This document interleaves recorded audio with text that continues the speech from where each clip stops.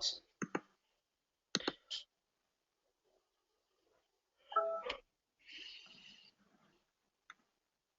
Is everybody on?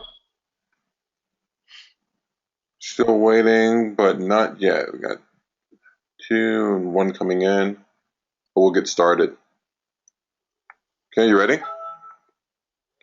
Yeah, let's roll.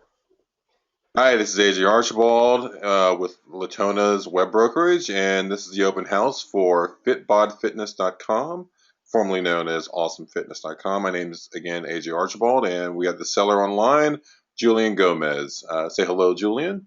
Hey, everybody. How you guys doing?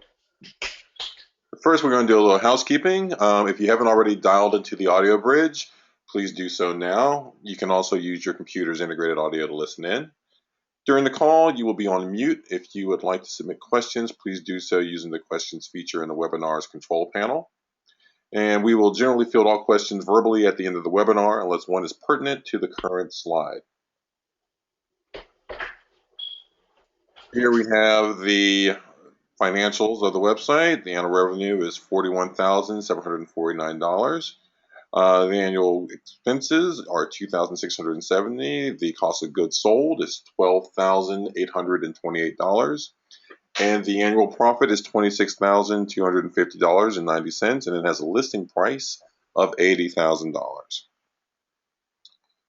So, Julian, why don't you tell us about your website and the history of the website?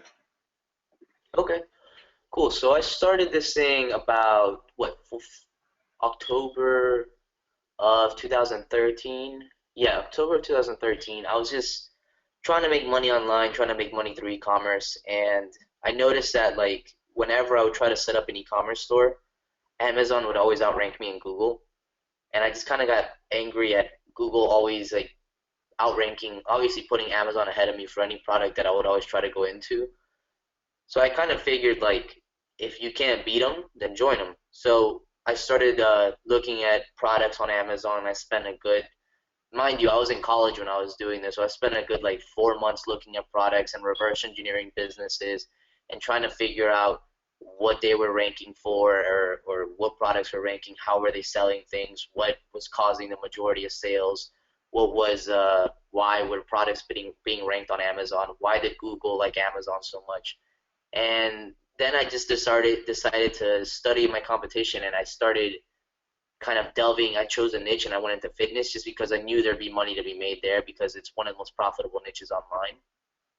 And I love the industry because it's a very simple product to source. So I went and I looked at my top competitor in that market, and I basically deconstructed where he was getting his supply from, who his supplier was, and then I went and I contacted his supplier on Alibaba.com, and I was able to basically structure out a deal where I could brand my own products using his supplier and add my own tweak to the product to make it unique, and then sell it on Amazon.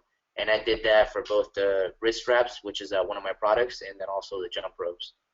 And basically, the the way I would encourage you not to do it is what I did at the beginning, which is to just list things on Amazon and then just start blowing money on advertising, trying to blow it up. That's not a smart way of doing things. So what I would encourage you to do is focus on the conversion rate and stuff like that. But we'll delve deeper into that. So the thing that I love the most about Amazon is that it offers like logistics for anything that you sell on Amazon are pretty much out of like no, you don't have to deal with anything.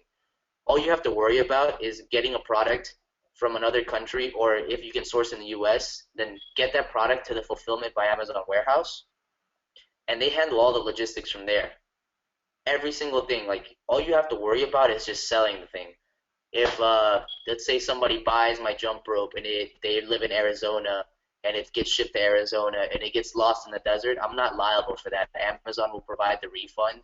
Amazon will handle the customer service. Amazon handles all of that stuff, which cuts down on a lot of the supply chain and a lot of the logistics issues that come with running an e-commerce store. So that's one of the, in all honesty, it solidifies the e-commerce business, and it's what it allows the company to grow at an easier scale because you can spend all your money on marketing and advertising instead of logistics and having to worry about like, did this customer get the product on time? Did I provide a customer service and all of that stuff? So Amazon automates all of that for you. So that's the beauty of it. Second thing is Amazon is pretty much, it's like Google and Facebook, like when they first started coming out, it's a pretty like robust landscape. There, the competition isn't really that savvy yet. In like 3 to 4 years, it will be, and Amazon will start pumping out more algorithm updates because obviously people try to scam the system and they try to do scummy things to make money. But as of now, the competition's pretty dumb. You can go in there, and if you're just good at marketing and rebranding products and you're good at buying traffic, you can get products ranked pretty easily. You just have to be willing to be a little bit smart, disciplined, and throw a little bit of money at it. So that's the biggest plus there, is that if you want to build a solid business where the logistics of everything after the point of sale is taken care of for you, now's the time. If you wait 2 to 3 years, it's gonna be a lot harder to get ranked on Amazon. It's gonna be a lot harder to get started, and the barriers of entry are gonna go through the roof because it's just going to be way more competition because money's being made now, and I guess the market's adapting to that. And I see that happening like in some markets that are very black hat, like supplements and stuff like that. A lot of people will buy 2 to 3 thousand fake reviews, and what happens with a lot of new sellers is that those people buying 2 to 3 thousand fake reviews aggravates Amazon. So now they're pumping out algorithms where they start removing product reviews even when they're genuine. So the little guys can't fight. So that's what I'm saying. Like, now is the time to get into it, not 2 or 3 years from now. If you're gonna wait that long, the window's gonna be closed for opportunity, and the barriers are gonna be shut. And the people making money are gonna stay making money, and the ones that didn't get in on time, they're just SOL. I mean, it's the thing of the market. Another thing is that it's an ecosystem for buyers. Like, I don't know about you guys, but I don't go on Amazon to browse. Ever. I go on there with my credit card in my hand and I'm buying. Period. Whether I'm buying a Mother's Day gift to my mother, which I actually have to do after this webinar, or whether I'm buying a product for myself or anything like that, I already have it in mind. And I simply filter by the products that have the most reviews and the ones that have the most visibility, and they get my money. There's no convincing, there's no sale, there's nothing. There's just Amazon. I go there and I buy. So it's an ecosystem of buyers. And if you're smart about it, you can leverage that and build an email list from that if you have package inserts within your products. We'll delve a little bit more into that. So if you can go into the next slide, AJ. So I want to cover this, like, how do you win on Amazon? How do you get traffic? How do you scale? How do you grow a business, for anybody that wants to understand this? So a lot of the rookie mistakes that I made when I first started out is that I was trying to be Mr. Cool Google SEO guy and trying to get a bunch of SEO traffic to my products, which is just stupid. What you need to focus on is Amazon traffic, and most importantly, getting ranked for keywords. Amazon traffic in itself, if you get ranked for keywords, it creates a self-perpetuating machine where the product, like, somebody will buy it for that keyword, and the more people that buy that product, the more reviews that the product will get, and then the more reviews that the product gets, the more people that will buy it. So it's a self-fulfilling like cycle, and that's why Amazon traffic dominates more than anything else. You want to get ranked for keywords if you really want to dominate a market and make money. That's what matters. So I kind of broke down how do you rank for keywords, and I guess AJ, I believe this slide had three things. It's sales for keyword, conversion rate, and seller feedback. It's not showing on there. All right. Well, Go ahead. yeah, so what you want to do to rank for keywords is you want to have people, a group of people, whether you have an email list or an audience of people, to go in there and type in a specific keyword and go buy your product. I've tested this for over a year and a half now, for around a year since I discovered it, with a bunch of other Amazon sellers that I'm peers with. We pioneered the strategy, and it works like gold. Because the way Amazon looks at it is people are typing in this keyword and they're buying this product, therefore it's more relevant, so we're going to bump it up. And so that's how you start getting pumped up in this rankings. That's how you start making sales. Then the other part of it is the conversion rate. So this is the part that most people get wrong, and this is where the competition is pretty much like, they're dumb about this process. The conversion rate is how many human beings visit that listing and how many people buy it. So on Amazon, or at least for my products, like the wrist wraps, we get between 15 to 20% conversion rate. So out of every 5 people that visit, one of them buys. So it's a lot easier for me to get ranked ahead of other products because I have a strong conversion rate. So what you want to do is you want to have a listing ideally that's converting very well through very, very high definition images, good copy, a good title, and a unique selling proposition. And then once you have that working for you, then you can go and blow it up with traffic so you can get ranked for keywords and you can maintain your rankings. Because the holy grail of Amazon is to be ranked for a keyword and then having that keyword generate more sales, and then those sales generate reviews, which improve the conversion rate, which get more sales, and then it's a cycle. It's a self-repeating cycle. I'm able to, for example, this week I worked on my business an hour and a half. Why? Because once you get ranked for keywords and once you have an account long enough, the money comes in on autopilot. Does that make sense? And then lastly, I'm sorry that the bottom part is being cut off. It's actually number 3. It's seller feedbacks. So we can't confuse this with product reviews. It's seller feedbacks are when a customer buys from you on Amazon, they basically leave a review of your performance as a seller to Amazon.com. And from what I've noticed is that that is counted into the algorithm on how you get ranked for keywords. See, because the way Amazon looks at it is they'd rather take a chance on somebody who's been around for a longer period of time and give them keyword positioning rather than take a chance on somebody that hasn't been around that long, because at the end of the day, they're lending you their brand for you to build your company on and for you to scale and leverage. They're lending you that, and they need to make sure that you're somebody that's not going to screw over their customers and give Amazon basically destroy their brand. So the better the seller performance you have, the better off chance that you'll get ranked for keywords. So it's very important to have a strong conversion rate. You want to have a seasoned account where you've been taking care of customers and doing your due diligence and making sure people are happy with your product. That's why you can't sell crap on there, because eventually it'll come back if you're just trying to shortcut things. You have to sell a good product because that determines the seller feedback and the product reviews, which are crucial if you ever want to get ranked for anything. Does that make sense? Hey, AJ, do we have any questions yet? No, not yet. Okay. You can go ahead to the next slide. So history of the website. So this is the external website that I use to buy traffic through.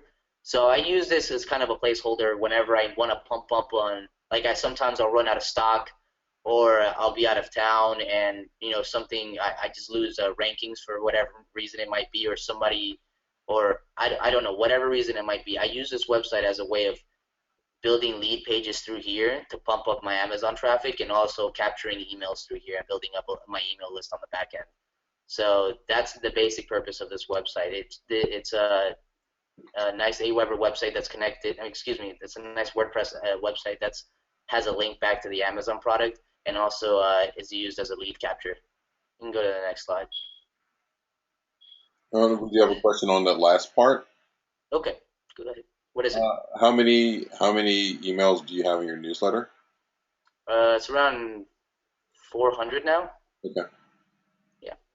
Anything else? Nope, not yet. Okay, so here we have the wrist wrap listing.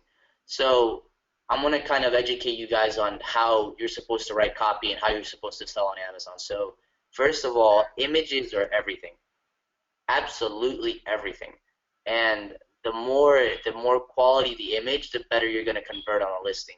So for example, on this page, we have wrist wraps for wrist support. Title is very simple and concrete, but then you can see the first image is of the product being displayed properly, and it's very, very high definition so people can see what it does.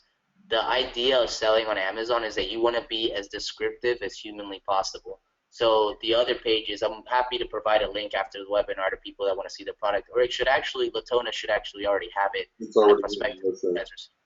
Yeah. So you go in there and you'll be able to see, like, this is what the wrist wrap does. It's 2-inch wide Velcro. It's made from this cotton and this material, and the purpose of it is to align your wrist and the tendons and the muscles in your wrist so that you don't strain yourself when you're lifting heavy. These are the kind of things you want to convey to your customers when you're on Amazon. Most people do not do this, and they do a crappy job on the images, a very crappy job. They're not intelligent. They're not good marketers. They don't understand how to build things. And on top of that, look at all the reviews, 202, almost 4.7 stars reviews. So like out of thousands of people that have bought it, 200 and actually it's like 210 by now. Uh, almost all of the reviews have been positive, and there are also video reviews within the listing. And as we all know, video on the internet converts way higher than anything else. So those are the kind of things that I talk about when I say conversion rate matters. The images are almost everything. They do 80% of the work, and then the reviews and the copy finish it all off. But if you don't have a good listing, and if you don't know how to make one, and if at least you can start off with something that's already working, you're a lot better off than somebody that's just trying to start from scratch. Because a lot of people, they think they know how to sell on Amazon. Man, they think like they'll just put a bunch of internet marketing mumbo jumbo where they'll just be like buy now and get like 90% off, or they'll put a bunch of hypey letters on there, and that doesn't work on here. Buyers on Amazon are very sophisticated, and they don't you don't want to sound like a used car salesman when you're on here. That mentality is be as descriptive as humanly possible and explain your unique selling proposition to the buyer. And your images need to convey that. The higher ticket items, you need to have even more attention to the images and the copy and the title, because you're demanding for more compliance and you're demanding for more money. So on a lower ticket item, you just have to have amazing images and a high amount of reviews. And people, majority of the time, so long as you have visibility, you'll get ranked because people will start buying that. AJ, does that make sense? Yep. There's a question though about the price drop. So I guess someone's seeing a listing. Hold on, let me read the question exactly. Um, there's a price that's slashed through, and then there's a price that's 9.99. Which was the original price? So basically, that's a sales tactic that I use. I always leave it between 9.99 and 10.99. That's a sales tactic that I use to that actually Amazon uses to simulate a sale. So what I'll do is I'll put it in at like a ridiculously high price, like $30 or something. But if you buy today, you can get it for 9.99. The key is to not put that in your description. Let Amazon do that because buyers trust Amazon. If you put that in your description, or if you put that in just anywhere, it looks kind of like scummy, like you're trying to like you're trying to do, like you're trying to pull a fast one on the customer. So the best thing to do is to like let Amazon handle that for you. They already have the sophistication and people trust the brand, and you can do it within your Seller Central account and just put the price really high up and just show it like, hey, it's a sale. Because in the end of the day, people go online because one, it's convenient, and two, it's to get like deals. People love deals, and the better deal you can convince them that they're getting, or the more value you're providing for the price, the easier it is to make sales. Does that make sense? Yep. Okay. You can go to the next slide, AJ. Again, so the jump rope, it's a little bit of a higher ticket item. So I offer, so the pictures are very high quality. I had to hire a photographer for this. I had to hire a picture editor on odesk.com. I had to go in there and learn how to do Photoshop myself and clean up the images because it was just costing way too much money to hire somebody to delete half of a pixel off of the left side of the jump rope every single time I wanted to edit things. And that's the thing with this business. Like, you have to love editing. It's a constant testing, but if you get it right, it makes money for 2 to 3 months until you then again have to go back to the drawing board and reiterate, how could I make things better? If you're complacent about things, it's gonna hinder you, and it's gonna hurt. There's no such thing as a passive income business. You have to put in effort if you want money out of it. But the beauty of Amazon and a business like this is that if you put in the effort, you get returns on it for 3 to 4 months before you have to do anything else again. And it's just a constant, like the cycle helps you out so much because you get reviews, and the reviews help out your conversion rate, and the conversion rate helps you get ranked for keywords. The more you get ranked for keywords, the more sales you make, and it just repeats itself and repeats itself and repeats itself. But it all goes back to how good are you of basically describing to your customer what your product offers and what about your product is unique in it that can help them.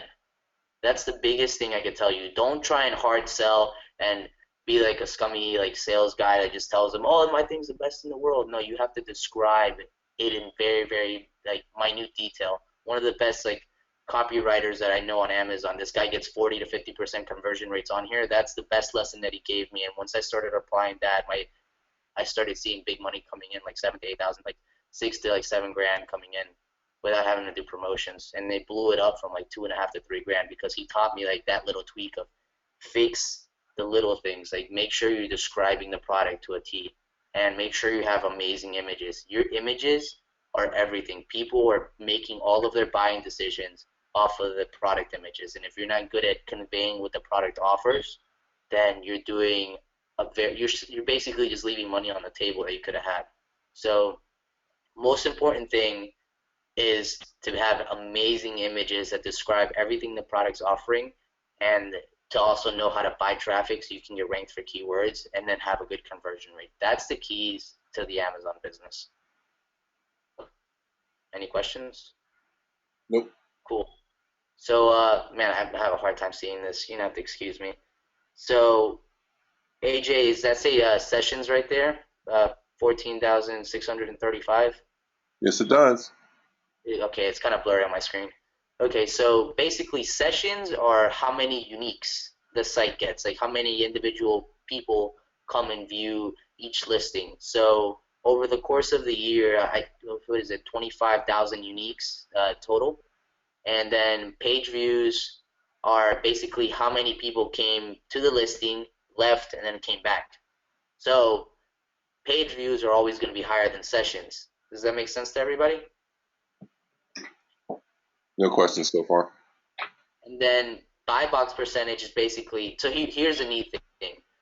And here's the difference between my business and everybody else that sells on Amazon. I own my own brand. I don't have to compete with other people for my own listing. If you sell other people's products, you have to compete against Amazon sellers that have way more experience than you, have way more seasoned accounts, and are willing to basically give away their product at a loss just to get the buy box. You don't have to worry about that because I sell my own product. So that's where you see 90 to 99% buy box percentage. I don't compete with anybody ever. Not the 90%. I think it's because I had somebody try to hijack my listing selling like some crappy jump rope from some crappy like wrist wrap from overseas, but I got them kicked off because they weren't selling my product.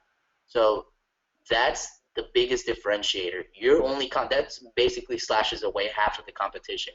Your only job as an Amazon like I guess marketer or salesman or businessman is to be able to get products ranked on Amazon by having an amazing converting listing, and by also being able to get people to that listing and purchase it for that specific keyword, and then have great follow-ups. And then lastly, units ordered is self-explanatory. Lastly, we have unit session percentage. So what that basically means is conversion rate. Over the last year, how many people came and how many people bought. Um, for the wrist straps, it hovers around, I'm just going to round up 15%. And then for the CrossFit jump rope, it rounds out around 10%. The higher ticket items, the higher it is to sell them. So the conversion rate is going to be a little bit lower. The lower ticket items is going to be a little bit easier to sell them. Personally, I think I could improve the conversion rate on the wrist straps up to like 20 to 23%, but it's going to take a little bit of work. And CrossFit jump ropes I could improve at maybe to 14-15%, but also it takes a little bit of work, and it's really is an art form. You have to go in there and kind of reverse engineer, if I was a buyer, what would I look for? And that's kind of the mentality you have to have when you're trying to improve your conversion rate. And that's a big, basically, if your conversion rate is bad, you're leaving money on the table, a lot of money on the table that could be fixed through simply having better copy and having way better images. So that's one of the things that I would focus on massively if I was to do this whole business all over again. Does that make sense? Are there other ways besides copy and images to improve the conversion rate? Absolutely, like reviews and video reviews and customer pictures, like customers that buy your product, they can post images of the product and like with a review, that carries a lot of weight.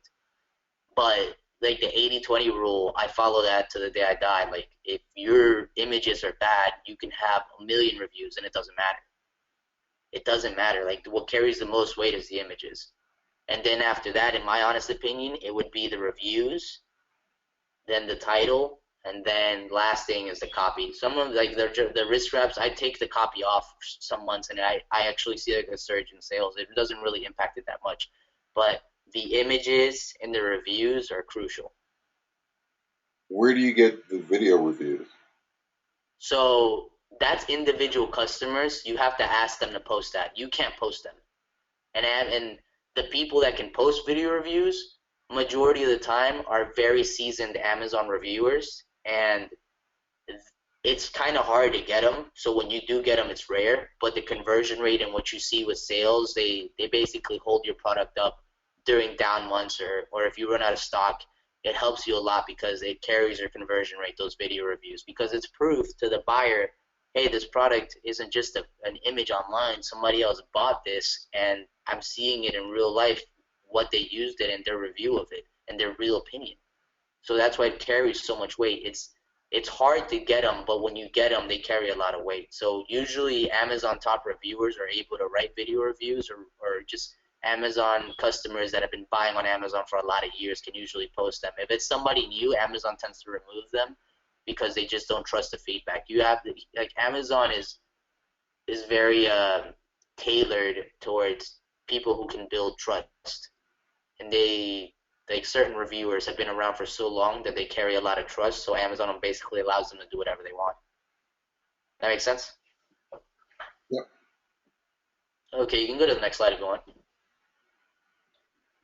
So uniques, as we spoke about, to me this is sessions, like we spoke about in the slide before. So as you can see, started off, and then started picking up, boom, blew up at 5.8 uniques. And then you know what happened? Something that you should never let happen. I ran out of stock. And uh, that is a very painful rookie mistake that you do not ever want to make. It's a good mistake to make because it means you're selling, but it's also a bad mistake because it means all the momentum that you had built in the past month, in the past 3 weeks, just died off because you ran out of inventory. So one of the biggest keys in this business is do not run out of stock ever. Be very good at managing it. Have very good connections with your suppliers. Like my suppliers are on WhatsApp, so I text them almost every like other week. Where and I ask for tracking information. Where are we with this? I ask for pictures. I have a very good relationship with them, and that's what you want. That's you don't ever want to run out of stock. And then eventually, again, as I spoke about before, you have to ramp up all over again. The conversion rate has to be good, and then you have to go and get people to buy for that keyword. And then it's a lot easier when you have an established listing and get ranked again.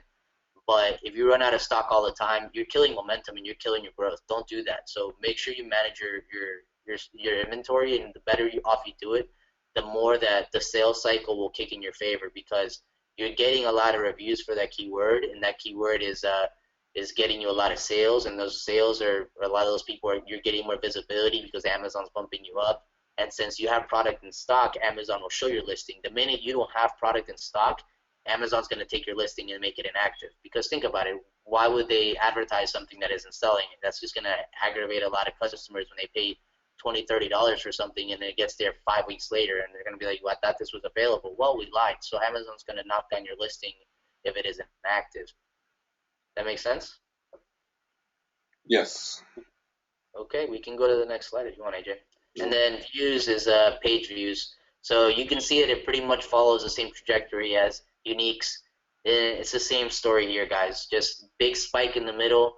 Why? Because I blew it up with a lot of promotions, and I'm very good at like ranking for keywords and doing certain tricks, marketing ninja tricks to get ranked. And then after that, ran out of stock and it plummets because why? I was out of stock and Amazon inactive. It makes all the listings inactive when there's no stock to sell. So the better off I can manage my inventory, the better off you'll be because then you're at the front of the momentum where the sales and the reviews and the conversion rate are in your favor and they cycle.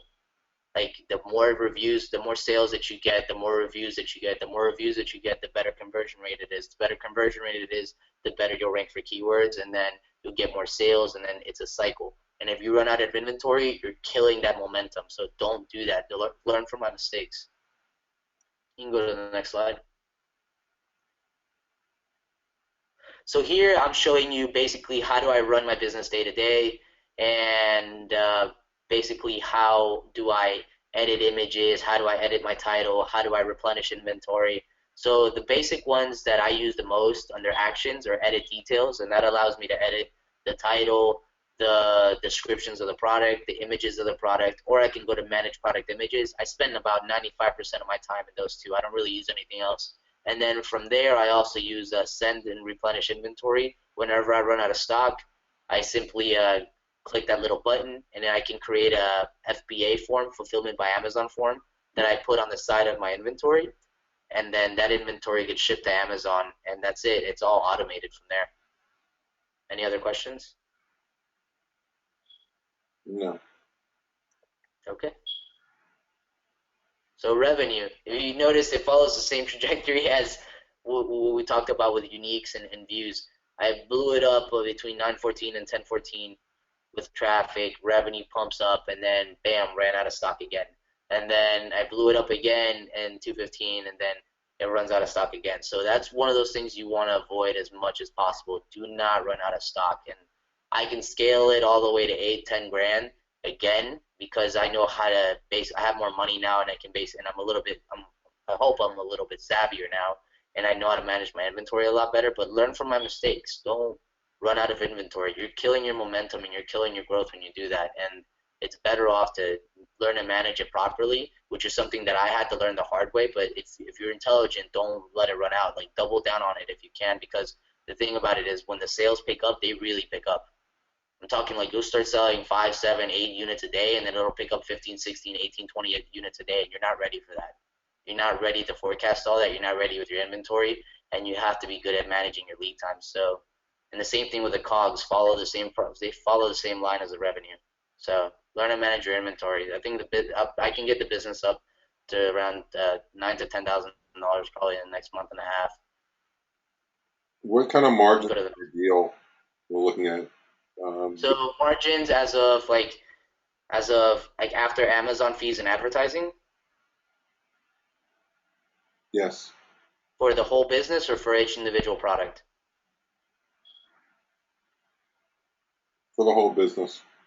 So I'd say around 30 to 35% for after everything. Mhm.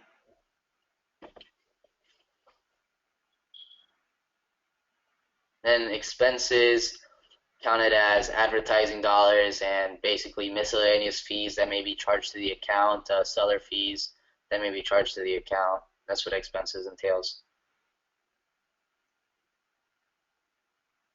All right, tell us about the day-to-day operation of the site, what's required, and how many hours. So day to day, I basically log into my Amazon account when I'm eating cereal in the morning. I look at it, and then I don't look at it again until I come home from work.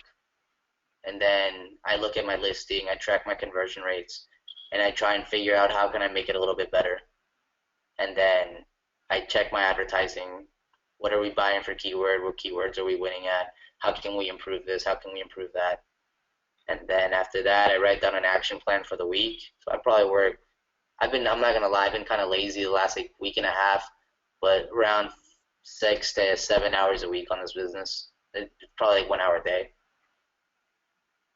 You guys need further detail?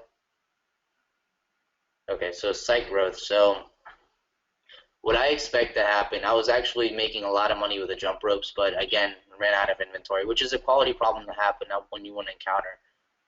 I can get that product ranked for probably for one of the most powerful keywords, which is CrossFit jump rope. I can get that product ranked within a month and a half, probably within a month, and I could take this company to around $10,000 to $11,000 a month in sales within like a month and a half to 2 months, just simply because I know how to scale now and I know how to improve my conversion rates a little bit better, and I also have a little bit more money now. If I was to be in your shoes and I was buying this, or if I was willing to just go all out and do things the right way, what I would do is I would go, first of all, I would blow up the products I already have. And based on what you learned on this webinar, you kind of have a good idea of how to do that, of how to rank for keywords, as I explained it, like the reviews, the conversion rates, the being able to buy traffic and get people to buy for that keyword. That's how I would blow up the products I already have. So once those two products are established and you're around 15 to 20,000, excuse me, I would go into either compression sleeves or compression socks. The thing I like about that market is that the margins are pretty high. Like the products sell for around $30 to $35 a pop, and you can go into that market and dominate because you already have a brand built in that niche.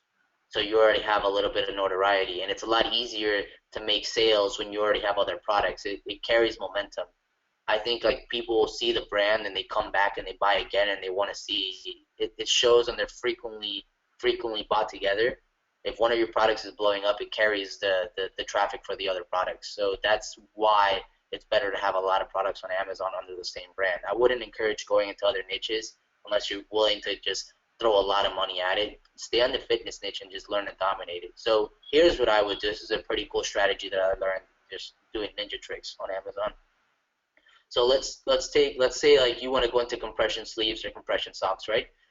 What I would do is you have to understand that that market, a lot of those people offer one pair of compression sleeves and they sell it for like $29.99 or $25.99, and they're making $14, $15 a unit in profit off of that. What you could do is go in there, and it costs like, I think total cost of goods sold for that product is around 475 to 525 depending on the supplier. What you could do is, if you're good at negotiating, go in there and offer two pairs or a total of four compression sleeves or compression socks, and price it at $35.99. So you're still like only $5 premium to the market, but you're adding so much value that it makes you stand out, and it's a lot easier for you to get ranked because your unique selling proposition is a lot stronger than anybody else's. A guy in my niche did it, this Nordic lifting, and I swear to you, it is almost impossible to dethrone him from the top spot because he has that unique selling proposition. It's very strong, and he got the economies of scale to work for it. Now, there are other products that are selling individual wrist straps, like just one pair, but because he went in with two pairs and four wraps, he has a strong, unique selling proposition, and it's hard to derail him. So you want to take that strategy and go into a market where nobody else has done it and establish yourself as a dominant force there. And so does that make sense to everybody? I know I went over a lot there. No questions. No questions? Okay. So lastly, what I would also do, so Wait. So does it benefit you to have a lot of SKUs within the same vertical? it benefits you to have a lot of SKUs within the same niche. Not a lot, manageable amount, but it benefits you to have between two to five is ideal with the same brand. I don't know why I can't. This is just me just throwing things at a board, but whenever I have just one product in stock, it never sells as well as when I have both in stock. I can't explain it, but it just doesn't sell as well. And a lot of Amazon sellers that I'm friends with tell me the same exact thing. It's like whenever like if I have four, five, six products, a lot of them within the same niche, the traffic carries like it's kind of like an ecosystem. It carries each other product because I guess it shows it like frequently bought together, and because it's the same brand, Amazon advertises it on that listing. So you're like siphoning your own traffic into your own internal assets. That's why it's better to have like a decent amount of SKUs. You don't want to go crazy and have 50 SKUs. You want to have like at the maximum five or six products. Any other questions? Yep. Okay. So the holy grail is you don't want to just stay on Amazon. You want to use Amazon as a lead capture. So put in like in package inserts into into your products. So like a small business card, like, hey, let's say you bought like Nordic Lifting does this, and I do this as well. Let's say you bought my product, right? In there will be a business card that says, hey, for 60% off the next order, please go to this website and put in your email. There, you just got somebody's email who just bought from you, so that lead is qualified, and on top of that, they're a buyer. So it's a lot easier for you. And what you want to do is build a like a review club or a buyer club where you can just contact those people to get ranked for other products. You just email them, or you can send out a blast, or you can retarget them through Facebook or whatever it is that you want to do. But it's a lot easier to build a lead capture and use Amazon as a lead capture for buyers. That's pretty much how you build it off of Amazon and how you like scale high. And then, yeah, so use Amazon as a lead capture. It makes it a lot easier to get reviews for newer products when you already have an audience. Does that make sense to everybody? Any questions, AJ? Nope. Okay. Please tell us So the what reason, you on the site.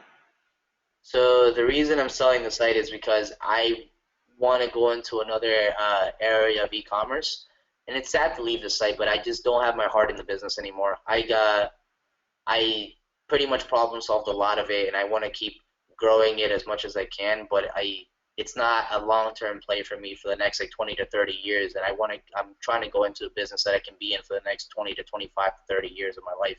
and something that I can, really scale and grow. So I need the money now to basically go into another project. But it's kind of sad. I love this company because it's so easy. Like I barely do any work for it, and it's check every 2 weeks, and it's hard to find anything like that online. It's very, very difficult to basically be a lazy entrepreneur and still make money.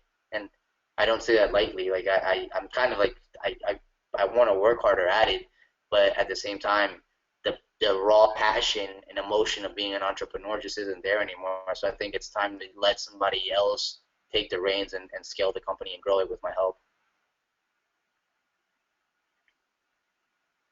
So, guys, here's my offer. To everybody that was on the call, I'm willing to offer you a product selection guide, basically a PDF that I made of like how do you select products on Amazon, what are the pitfalls to avoid. This is from like I've probably looked at over 400 products like in my time, like looking, just sourcing things on Amazon. I've never had any quality control issues. My lead times have always been great. Everything that I've always run on the back end of my supply chain, I've never had any issues. So, and only the issues that I've ever had with my company are just me being stupid and running out of inventory because I didn't forecast properly. So that's what I'm going to offer you guys, a product selection guide, what products to go into. It's better to go into products that have an easy market, that you can source for cheaply, that you can understand the supplier, can build a good relationship with. I go into a little bit more detail in the PDF. Basically, for whoever puts in an LOI, I'm happy to have a one-on-one Skype coaching on how to rank for keywords, and we can sit down maybe once a week or twice a week or whatever it is that you need, and basically I'll teach you what is it that you need to get ranked for keywords on Amazon. It took me a lot of time to figure this out. Once I cracked it, I finally started making money on it, and I'm happy to teach you guys that on a one-on-one Skype call. Lastly, not lastly, how do you source from Alibaba with no quality issues? Again, if you're bad at this, you're going to fail on the front end because you're going to source a product that's poorly made and you're going to get a bunch of one-star reviews and you're just shooting yourself in the foot. And also, if you're bad at this, you're going to have horrible lead times with your product, which is going to shoot you in the foot when you're running out of stock and you can't forecast properly because it takes 3 months to get inventory in. So the better you are at sourcing products from Alibaba and the better you are at kind of maneuvering through the suppliers there, the better off you'll be in the long term because you know how to negotiate. I have a little trick that I use when I negotiate that basically cuts down the negotiating unit cost by like 20% almost every time that I use it. What I do is basically I'll tell a supplier, hey, this is your product, and then I'll get another supplier's product and the pricing, and I'll just tell them, these guys are offering me a lower price. Can you match this or not? Once you do that, majority of the time they're willing to come down on price for you, so you get a little bit more margin on the back end, on the front end. I'm trademarking the brand name. It's actually been submitted right now. It should be done within like 5 to 6 weeks. And I'm also willing to provide my packaging designer contacts from Odesk, my logo design contact from Odesk. I have a Facebook fan page with 700 likes. I use this with just I basically built this is just to have a little audience off of Amazon, and I didn't use any bots or anything. It's just me throwing advertising at it. And ironically, I think Facebook had an algorithm update, but I've been getting a lot of organic likes from it just over the last like 3 months, and it's been like 50 to 60 a week, just organic likes. So it's a nice little platform for you to have and advertise your products and grow from there. And on top of that, I wrote like a two-page, basically like essay or Bible of every single mistake I made and how, if I could be in your shoes again, I would do things differently. I would be in a lot better place if I would have known everything that I just touched on this webinar, how to rank for keywords and the importance of being able to manage your inventory properly, the importance of being able to get good video reviews and being able to optimize your listings so you have a very high conversion rate. I wish I could have known this when I first started, and I would have paid thousands of dollars to know that, so I didn't have to make the mistakes that I made and all the heartache that I had to suffer to learn it.